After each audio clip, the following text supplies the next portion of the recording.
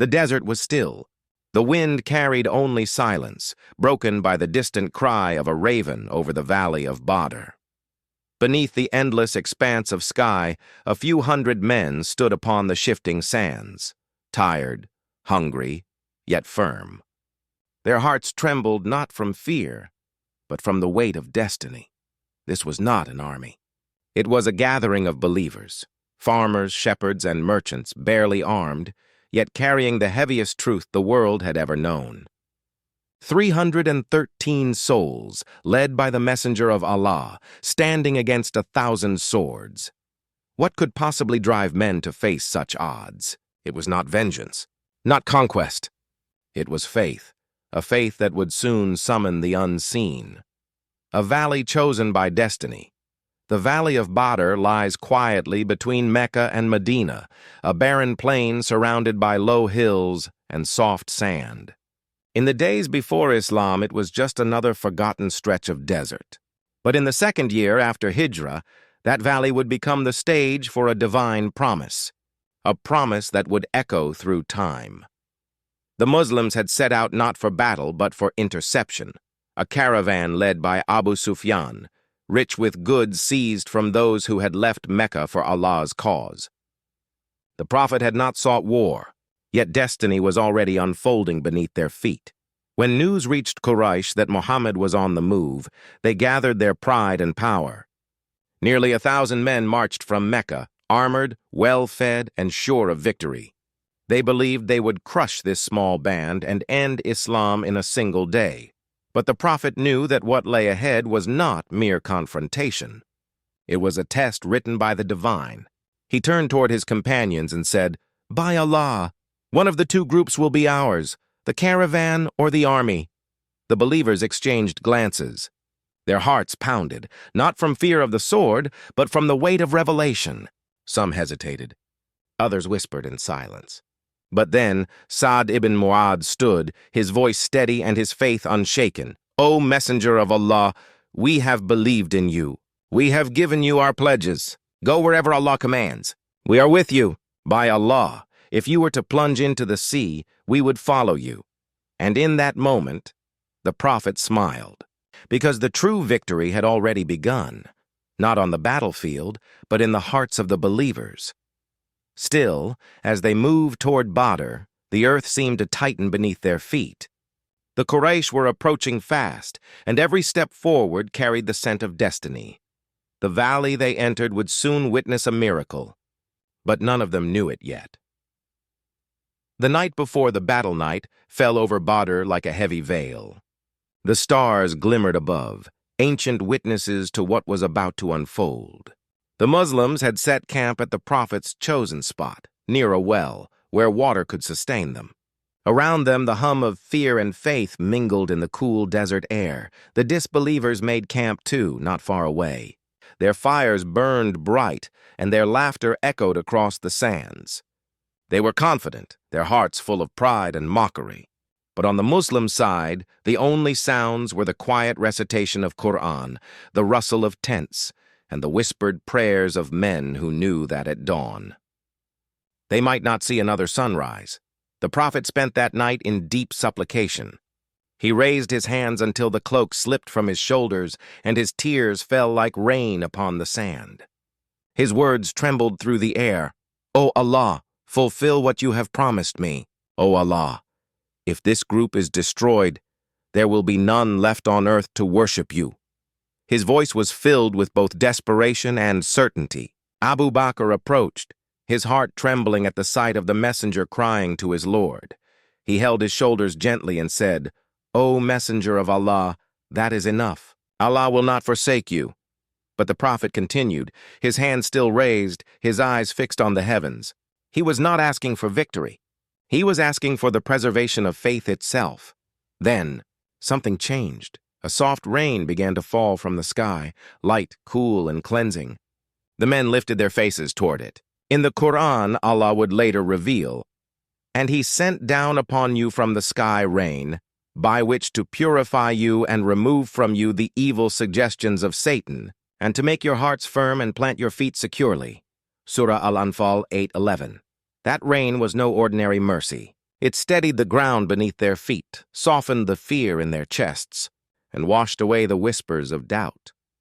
While the believers slept under that divine blanket, the disbelievers on the other side struggled through mud and unrest. Their arrogance began to weigh on them. Their hearts, though loud with confidence, began to feel unease. And through the stillness of the night, a calm descended over the believers' camp. Each man lay on the sand with peace in his heart, as though the angels themselves were watching over them. When the dawn finally approached, the prophet rose from his sujud. His eyes carried the serenity of someone who had already seen the outcome. He looked across the valley and saw the enemy ranks forming, 1,000 strong. The air was thick with dust and destiny. He turned to his companions and said, "Stand up, for the garden whose width is like the heavens and the earth." And one man, Umair ibn al-Humam, smiled and said, "Between me and paradise is only this fight?"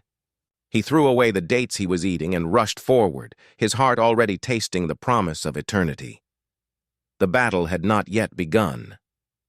Yet the unseen had already arrived. The prophet organized the believers into ranks, each man holding firm despite his exhaustion. He pointed to the rising sun and whispered, "This is the place where such and such will fall." And by the end of the day, those words would come true. Every one of them. The tension hung heavy. The Quraysh drums thundered in the distance. The sands trembled under the march of armored feet. And yet, amidst all this, a strange calm filled the believers' camp. The prophet lifted a handful of dust and cast it toward the enemy, reciting, "Their multitude will be put to flight, and they will turn their backs." Surah Al-Qamar 54:45. The wind carried the dust far beyond what human hands could reach. And when it settled upon the faces of the Quraysh, their eyes burned and their hearts faltered. Still, the numbers were overwhelming. 1,000 against 300. Every logical mind said defeat was inevitable, but faith had never followed logic. As the sun rose higher, the prophet gazed toward the sky once more. The revelation came like thunder in the heart. "Remember when you asked help of your Lord, and he answered you, 'Indeed, I will reinforce you with 1,000 angels, following one another.'" Surah Al-Anfal 8:9. The promise had been made, but the believers did not yet know how that promise would appear. Would the sky split open? Would light descend from the heavens? Or would help arrive in ways the human eye could not perceive? The prophet smiled, his eyes glistening with divine certainty. "Rejoice," he told them, "for Allah's help has come." And though the companions saw nothing yet, something in their hearts shifted. Their fear melted away. Their breaths steadied. Their souls felt surrounded by peace. It was as if invisible hands had placed armor over their hearts. But on the other side, unease crept into the Quraysh ranks. Some claimed to see strange shadows moving with the Muslims, figures of white glimmering in the heat. Others heard whispers carried by the wind, echoes of unseen voices reciting Allah's name, and in that rising confusion, the balance of power began to shift. Not through strength, but through unseen command. The prophet raised his hands once more, his voice clear and resolute. "O Allah, this is Quraysh, proud and defiant, opposing you and denying your messenger. Grant us the victory you have promised." A silence followed. And then a sudden breeze swept across the battlefield, carrying with it a feeling none could describe, a presence vast, pure, and powerful. The companions looked to one another, hearts racing. Something unseen was near, and though the eyes of men could not yet witness it, the heavens were already in motion. Thus ended the night before Badr, a night when fear and faith stood face to face, and the unseen army prepared to descend. For in the first light of dawn, the sky above Badr would no longer be silent. The first rays of dawn cut across the horizon of Badr, painting the sands gold. The world was silent, holding its breath before the storm. The believers stood shoulder to shoulder, their eyes fixed ahead. The prophet had positioned them carefully, their backs to the sun, the wind in their favor, and their hearts tied to the heavens. Before them stretched an ocean of armor and arrogance, the army of Quraysh, 1,000 men gleaming in steel. Each soldier confident that this day would mark the end of Islam. But what they did not know was that this day would be remembered not for human might, but for a miracle unseen. When fear met faith, dust rose between the two armies as the Quraysh advanced, their drums echoing through the valley. The believers gripped their swords tightly, most of them old, borrowed, or broken. Some had no armor, some held only sticks. But among them stood men whose hearts were firm as mountains. The Prophet walked through their ranks, reminding them softly of what awaited them beyond the battle. He said, "By the one in whose hand is Muhammad's soul, no man will be slain. This day fighting steadfastly, advancing, not retreating, but Allah will admit him into paradise." His words flowed like light, piercing the veil of fear. And in that moment, something shifted in the air. The trembling hearts of men began to steady. Still, the scene before them was overwhelming. The Quraysh stood proud and sure, camels, horses, banners fluttering in the wind. They had numbers, weapons, and pride. The Muslims had faith. The Prophet looked up at the sky. His lips moved in silent prayer. He raised his hands so high that his cloak slipped from his shoulders once again, and his voice broke through. The air, filled with a trembling love only a messenger could carry. "O Allah, if this small group of believers is destroyed, there will be none left on earth to worship you." Abu Bakr stepped forward again, holding the Prophet close, whispering, "O Messenger of Allah, you have done enough supplication. Your Lord will surely fulfill his promise." And then, silence. It was the kind of silence that comes before the sea roars, the kind that hides something waiting to be unleashed. The Prophet opened his eyes. His heart was calm, his gaze firm. He picked up a handful of sand, faced the army of Quraysh, and threw it into the wind. And the revelation descended upon him, like a storm of light. "I will reinforce you with 1,000 angels following one another." Surah Al-Anfal 8:9. In that instant, the air seemed to change. The believers felt a chill, a trembling through the ground, as though the unseen had arrived. But nothing was visible. Not yet.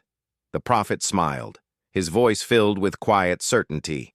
"Rejoice, O Abu Bakr. The help of Allah has come." And at that moment, the believers stood taller. They felt courage rise within them that they could not explain. It was as if fear had been stripped away from their hearts, replaced by something vast and peaceful. From that unseen world, the angels were descending. And though no one yet saw them, the earth beneath Badr would soon tremble with their arrival. The descent of angels, the sun climbed higher, and the first clash began.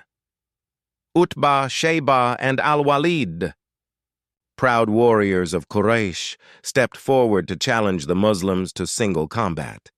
3 companions stepped out to meet them: Hamza ibn Abdul Muttalib, Ali ibn Abi Talib, and Ubaidah ibn al-Harith. May Allah be pleased with them all. Steel met steel. The desert erupted in sparks and cries. Ali's sword flashed like lightning. Hamza struck with the strength of a lion. And before long, the Quraysh champions fell to the dust. The believers' hearts roared with takbir, Allahu Akbar. But this was only the beginning. The Quraysh ranks surged forward, their numbers stretching across the horizon. The believers braced themselves, chanting the name of Allah, their voices rising as one. And then, the air trembled. A mighty wind swept through the battlefield, fierce, pure, unlike any storm before it. Sand whipped across the valley. The horses of Quraysh neighed in terror. From the unseen, a sound was heard. Faint at first, then clear and commanding. A voice that no man could place, shouting through the chaos. "Advance, O Hayzum!" The companions turned, startled. Who had spoken? Whose voice carried such power before they could answer? A flash of light appeared between the ranks. A rider, dressed in white, his face radiant, his turban trailing like light itself, struck down an enemy soldier before disappearing into the haze.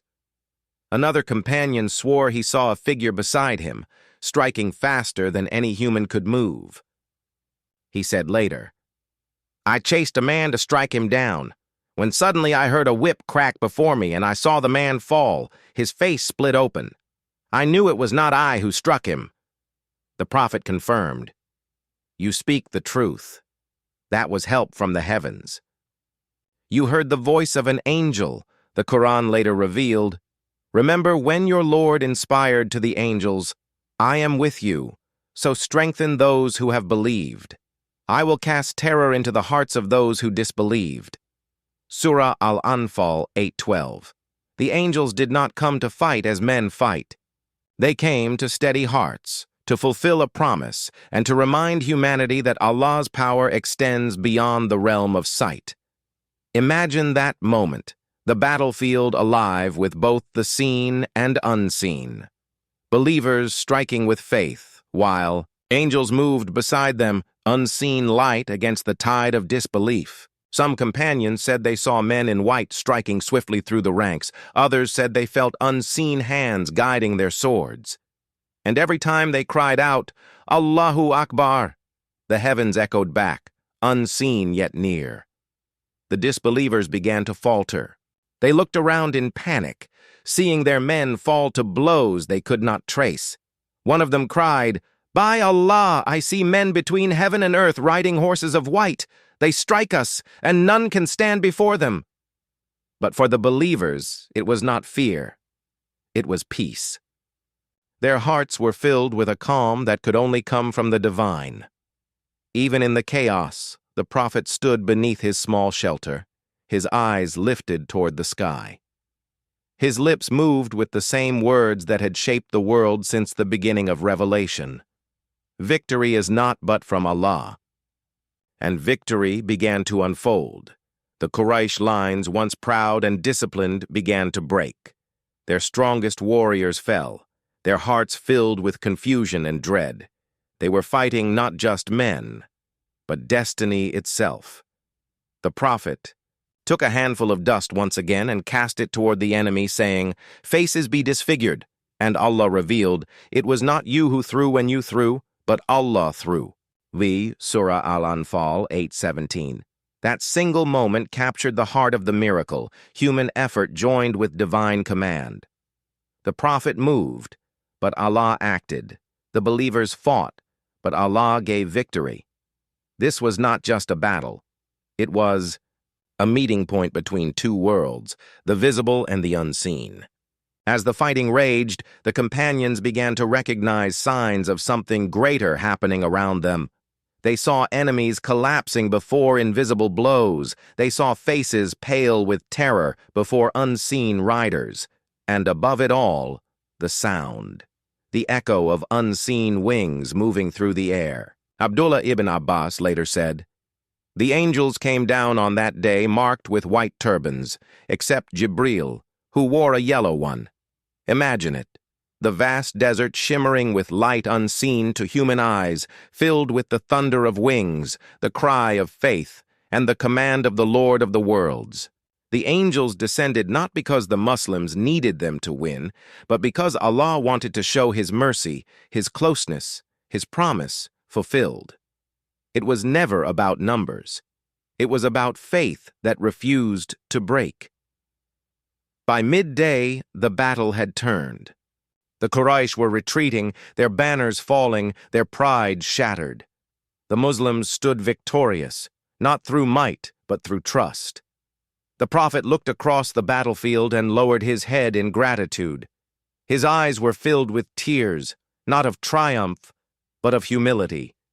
For he knew that this was not the end of struggle, only the beginning of a message that would reach the corners of the earth. And as the dust settled, the valley of Badr returned to silence. But the wind carried whispers still, whispers of unseen wings, of faith made flesh, of a promise fulfilled. The angels had descended that day, not to change the outcome, but to remind mankind that victory belongs only to Allah. And though the sands of Badr have long cooled, The unseen still walks beside those who believe. The sun now hung high over Badr, its light searing through dust and blood. The battlefield was chaos. Cries, swords, sand. Yet within that storm, something unseen stirred. The believers moved with strange precision, their hearts calm, their fear gone. Each strike, each step felt guided, as if unseen hands steadied their movements. And among them, whispers began to spread. Whispers of voices not human, cries that came from the air itself. They would remember those voices for the rest of their lives. The voices of the unseen Abdurrahman ibn Auf would later say, "I was fighting when suddenly I heard the sound of a whip above me, and a voice like no man's voice saying, 'Advance, O Hayzum!' Then I looked, and before me lay the enemy struck down, split open, though I had not yet raised my sword." He paused when he told this story, his eyes distant. "I knew then," he said softly, "that an angel had fought beside me." The prophet would confirm it. He said, "You have spoken the truth, O Abdurrahman. That was help from the heavens." The name echoed, Hayzum, a name unknown to the earth, belonging to a creature of light, the horse of Jibril alayhi salam, leader of the angelic host at Badr. Can you imagine it? Invisible to the human eye, yet every step of that horse struck terror into the hearts of the enemy. Every beat of its wings sent dust swirling and hearts trembling. Some of the Quraysh claimed they heard those cries. Others swore they saw flashes of white. Men unlike any they had seen before, faces radiant, turbans trailing light, striking faster than lightning. One man from Quraysh, captured after the battle, said in confusion, "We were surrounded by men neither from the heavens nor the earth. Whenever one of us lifted his sword, his arm would be struck down before he could move." The believers knew these were no illusions. They were witnessing the unseen fulfilling its promise. And yet the strangest thing was not what they saw, but what they felt. Even those who saw nothing of angels could feel something shift around them. They felt peace descend in the middle of chaos, courage rise where fear had once lived, and light pierce through despair. This, they realized, was the true descent of angels. The Quran revealed it clearly. When your Lord revealed to the angels, "I am with you, so make firm those who believe." Surah Al-Anfal 8:12. It was not about the sword. It was about the heart. Every time a believer felt his resolve falter, unseen wings steadied it. Every time doubt whispered, divine strength silenced it. The angels did not come to replace their struggle, they came to elevate it. But amid that divine presence, something terrifying happened to the disbelievers. They began to see shadows moving through the air, hear voices shouting commands they did not understand. Their eyes darted wildly, searching for enemies who were not there. One soldier screamed as his comrade beside him fell, but no blade had touched him. Another fled in panic, shouting, "There are men in white between heaven and earth striking us, and no one can stand before them." It was the breaking of arrogance. The unseen had entered their world, and their pride could no longer comprehend it. Yet even then, not every believer witnessed the angels. Some saw nothing, yet still they fought with the strength of 10. Because faith, too, is unseen. It was enough for them to know that Allah had sent help, that the heavens were not watching from afar, but standing beside them. And though the dust and cries of battle blurred the day into chaos, the believers began to realize something miraculous was unfolding. They were not merely fighting for victory. They were fighting to prove that the unseen is more real than sight itself. The prophet stood at the edge of the battlefield, his heart fixed on his Lord. He watched as the tide began to turn, slowly at first, then all at once. The sounds of the angels' cries mixed with the takbir of the believers, and the very air seemed to proclaim, "Allahu Akbar." Victory was drawing near, but this victory was not of men and weapons. It was of faith and decree. The turning of the tide as the hours passed. The sun burned hotter, and the sands of Badr turned crimson. The Quraysh ranks, once proud and strong, began to falter. Their formation broke. Their leaders were falling one by one. Among them was Abu Jahl, the man who had mocked the Prophet, the one who had sworn to wipe Islam from the face of the earth. Now he stumbled through the dust, wounded and alone. He fell to his knees as two young men from the Ansar approached. They were barely in their teens, yet their hearts burned with the fire of conviction. They struck him down, and as he lay dying, one of them heard him mutter, "Tell Muhammad that I hated him until my last breath." The arrogance that once ruled Mecca lay buried in the sands of Badr. But the Prophet did not smile. He did not rejoice. He looked upon the fallen and whispered, "This is the promise of Allah fulfilled." Then he raised his eyes and recited, "And victory is not but from Allah. Indeed, Allah is exalted in might. Wise." Surah Al-Anfal 8:10. For even in triumph, he reminded his followers, this was not their doing. Not the sharpness of their swords, nor the strength of their arms had won the day. It was mercy. It was decree. And as the Quraysh fled, leaving behind their weapons, their pride, and their dead, the believers stood breathless, overwhelmed not by the victory, but by its meaning, because deep in their hearts, they knew they had just witnessed the unseen become real. The Prophet walked through the battlefield after the dust settled. Around him were men who had seen things beyond understanding, who had felt the brush of wings though none had touched them, who had heard voices though no lips had moved. He called out softly, "O Abu Jahl, have you found true what your Lord promised you?" His voice carried not hatred but sorrow, for he had never sought to destroy men, only to awaken hearts. And then he turned to his companions and said, "Rejoice, for Allah has fulfilled his promise and granted you victory after patience." But one of them asked quietly, "O Messenger of Allah, why did Allah send the angels to help us? Could he not have granted victory without them?" The Prophet smiled, his face illuminated by wisdom. "Indeed, he could have. But he sent them as a glad tiding and to make your hearts firm. That was the essence of the miracle. The angels did not come because victory required them. They came because hearts did." As the believers gathered the spoils of war, they realized how fragile their own strength had been, how every breath of courage had been a mercy, every heartbeat a sign of divine nearness. They looked around the valley that had once promised death and saw only life, faith renewed, hope restored. Even the air felt lighter, as though it had carried away the weight of disbelief. And as they gazed toward the horizon, one thought remained. If Allah could turn this moment of despair into triumph, what could he not do? Yet for the Prophet, the lesson ran deeper still. He stood silently, watching the setting sun wash the battlefield in orange light. He saw the fallen, both believers and disbelievers, and knew that each had met what was written. He saw the faces of those who had fought beside him, and he knew they would carry this day in their hearts forever. The angels had come and gone. The sand had swallowed the blood of men and the footprints of light, but something remained, something unseen, yet everlasting. It was faith, purified, proven, and powerful. And that faith would now carry the message of Islam beyond Arabia, across lands and centuries, until it reached hearts that had never seen Badr but would feel its echo. The turning of the tide was not a victory of war. It was a revelation of mercy.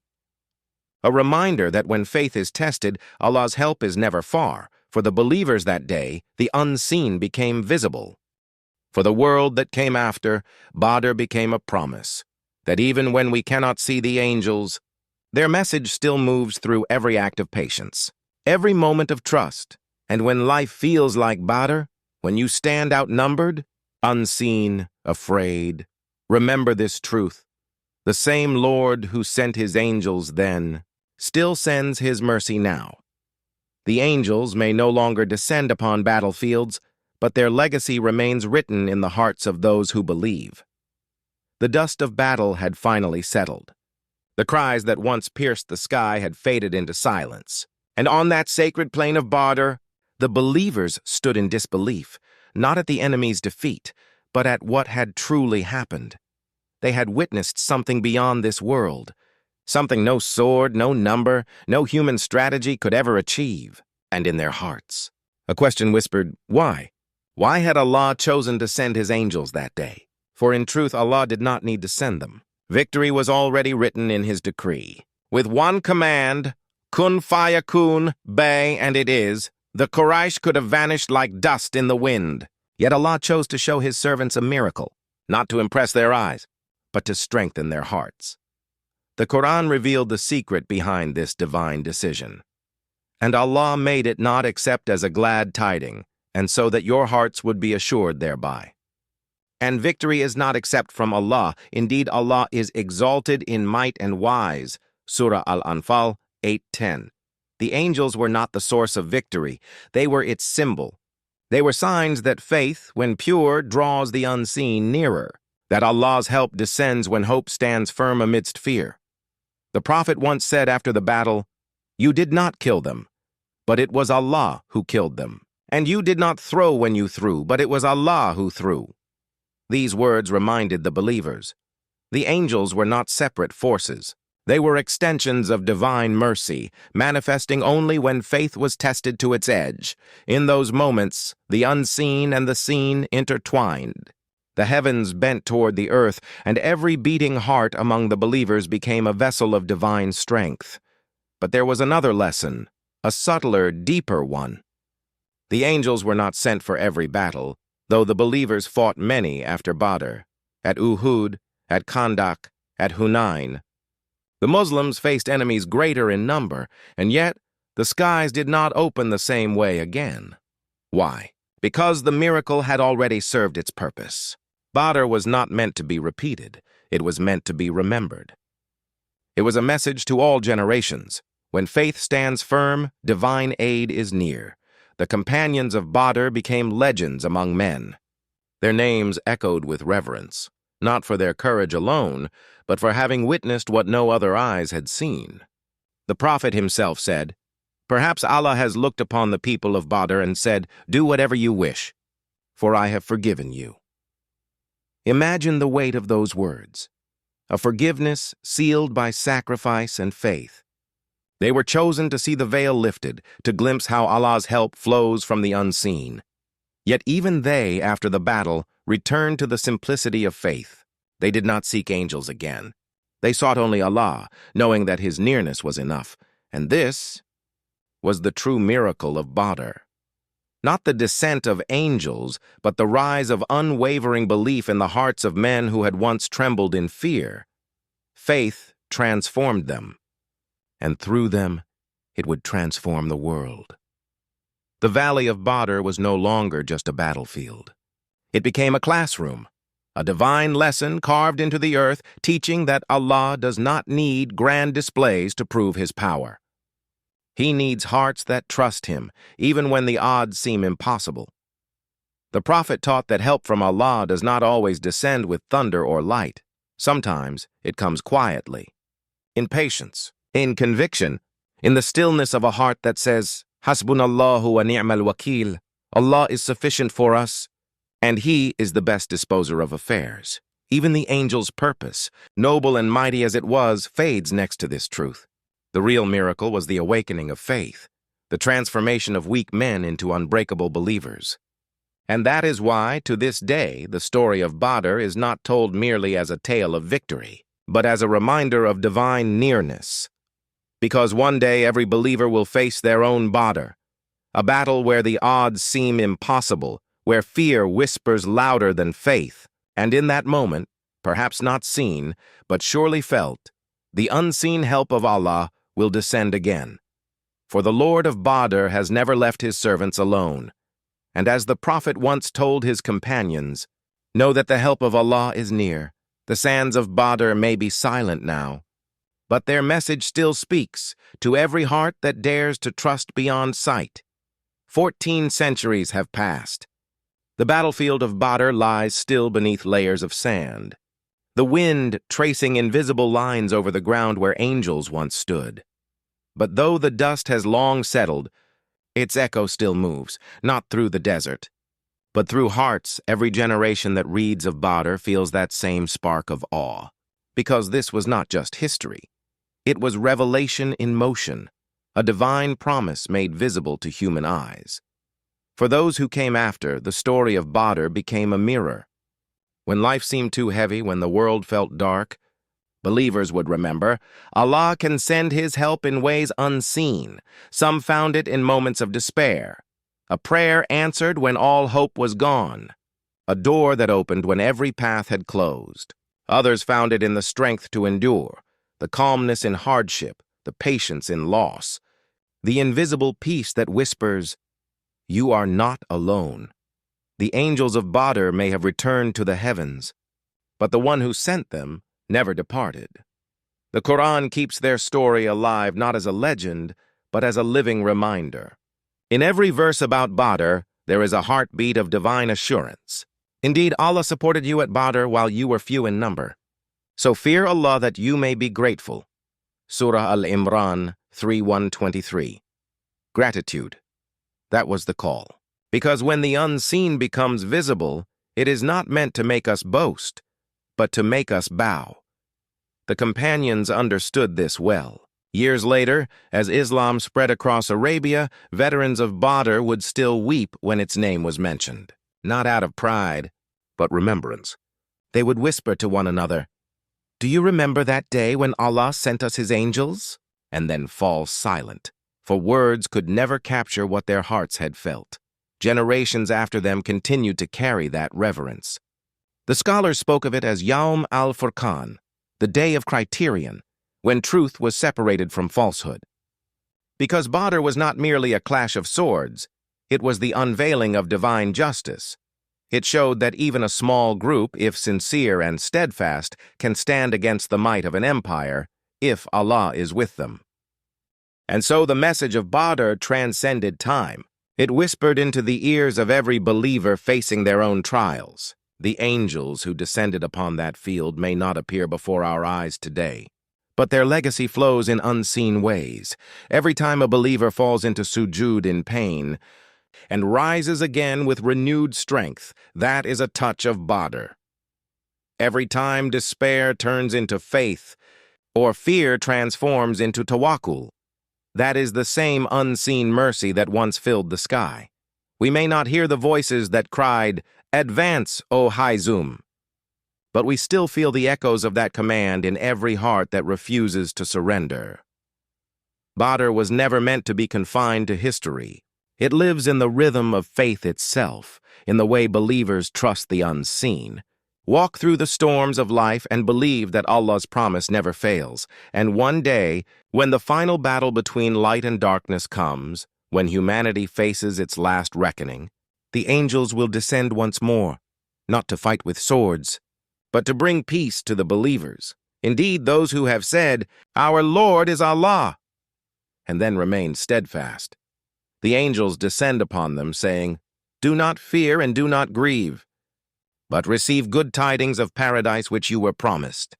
Surah Fussilat 130. The same angels who once stood at Badr will descend again, but this time for every soul that held on to faith till its final breath.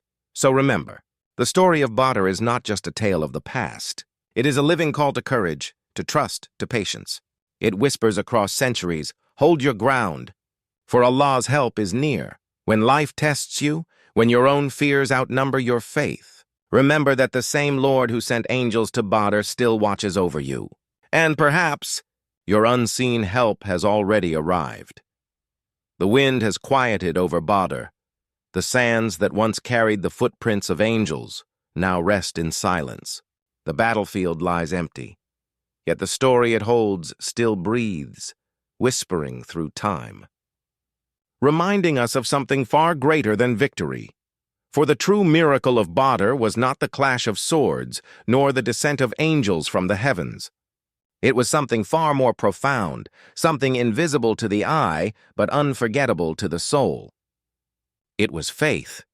Faith that stood firm when all logic said it should crumble. Imagine standing there that morning with the sun rising over the horizon. You have nothing but a few swords, some armor, and trembling hands. You see before you an army 3 times your size, armed, armored, unyielding, and behind you there is nowhere to run. The prophet stands at the front, calm, radiant, unshaken, his hands raised toward the heavens, his lips whispering a dua that echoes through the heart of every believer. O Allah, if this group of Muslims is destroyed today, there will be none left to worship you upon the earth. Those words did not just rise into the sky. They tore through the unseen. And in that instant, the heavens responded. Allah's words descended. Indeed, I will reinforce you with 1,000 angels, following one another. Surah Al-Anfal 8:9. But here lies the secret few truly grasp. The angels did not descend merely to fight. They came as signs, signs that Allah's promise is real, signs that faith, even when cornered, summons the infinite. The believers, who moments ago feared for their lives, suddenly found their hearts ablaze. Their trembling hands became steady, their vision clear. The Prophet took a handful of dust, threw it toward the enemy, and said, "May their faces be disfigured." And the Quran would later reveal, "And you did not throw when you threw, but it was Allah who threw." Surah Al-Anfal 8:17. That was the essence of Badr, to show that victory never comes from the sword, but from the strength of conviction in Allah's decree. It was faith that made them unafraid. Faith that made 313 men stand like mountains before 1,000. Faith that made the impossible inevitable. For faith, when pure, opens the gates of the unseen. And the unseen, when it descends, changes the course of history. Even the Prophet's calm amidst chaos was not of this world. While arrows fell and swords clashed, he stood serene, his heart anchored not in the battlefield before him, but in the promise of his Lord. He once told his companions, "Do not wish to meet the enemy, but if you do, then be steadfast, and know that paradise lies under the shade of swords." Those words became a heartbeat for the believers. They no longer fought for survival, they fought for truth. And with every strike they whispered, "Allahu Akbar." The angels fought not as replacements for men, but as reflections of their courage. When a believer swung his sword with sincerity, the unseen forces joined him, unseen, unheard, yet undeniably present. This was the miracle of faith beyond sight. Faith that does not depend on what the eyes witness, but what the soul believes. Badr was not about victory over an enemy. It was about victory over fear. Victory over doubt. Victory over the voice that whispers, "You are alone." Because at Badr, Allah showed the world, you are never alone. Every battle that came after, the companions would remember that day. At Uhud, when loss struck their hearts. At Khandaq, when hunger gnawed their stomachs, they would remember the valley where angels once descended. And with that memory, they would rise again. For that is the power of divine remembrance. It turns wounds into wisdom, and despair into strength. And now, centuries later, the same promise still echoes. If you aid Allah, He will aid you and plant your feet firmly. Surah Muhammad 47.7, Faith Beyond Sight. That is the true legacy of Badr. It is not confined to one battle nor to one generation. It is the story of every believer who stands firm in hardship, trusting that Allah's help is near, even when the world sees none. Perhaps that is why, long after the battle was over, long after the swords were sheathed and the sands washed clean, the Prophet would still remember Badr with a quiet smile. He knew that what happened there would ripple through time, awakening hearts that had never seen war, but would one day fight their own battles within. For every heart that trusts when all seems lost is living its own Badr, and every soul that finds strength in prayer when fear surrounds it is witnessing its own angels descend. That is the timeless miracle. The legacy of the unseen army today. If you visit the plain of Badr, you will find no banners, no swords, no monuments, just silence, and sand that carries secrets too sacred to be spoken. But when you stand there, you can almost feel it, the echo of that morning breeze, the whisper of wings that once brushed the earth. It is said that when the companions would speak of Badr, their voices would tremble, for they knew they had witnessed something that belonged not to this world. They saw the unseen made real, And that memory lived with them till their last breath. But what about us? We did not see the angels of Badr. We did not stand in the dust of that sacred battle. Yet we are called to believe is to trust, just as they did. Because faith was never about seeing. Faith is about knowing, even when the eyes see nothing. The prophet once said, "Glad tidings to those who believe without seeing." Those are the inheritors of Badr, the ones who carry the same flame. Though the sky above them shows no angels, our world today is filled with battles, not fought with swords, but within hearts. The battles against despair, doubt, temptation, and fear. And in each of them, the unseen help of Allah still descends, quietly, subtly, perfectly timed.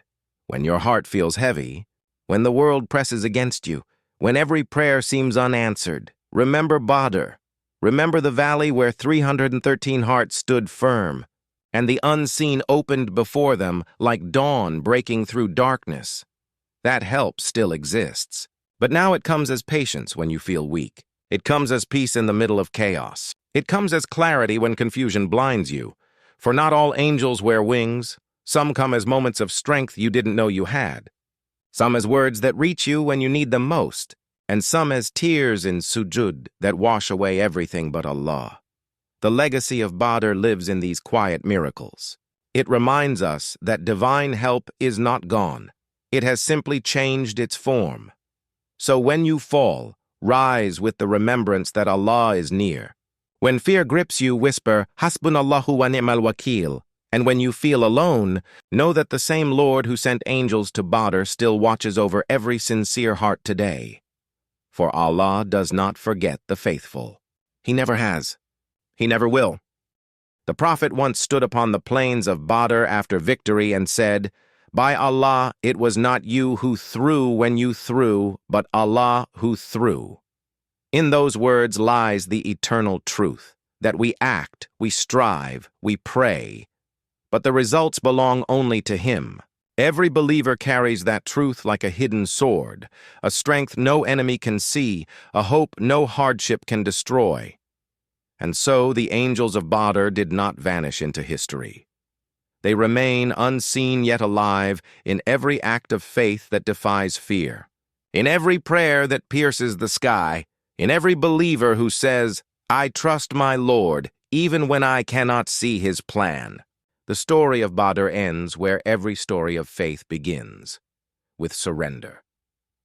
The kind of surrender that brings peace, not defeat.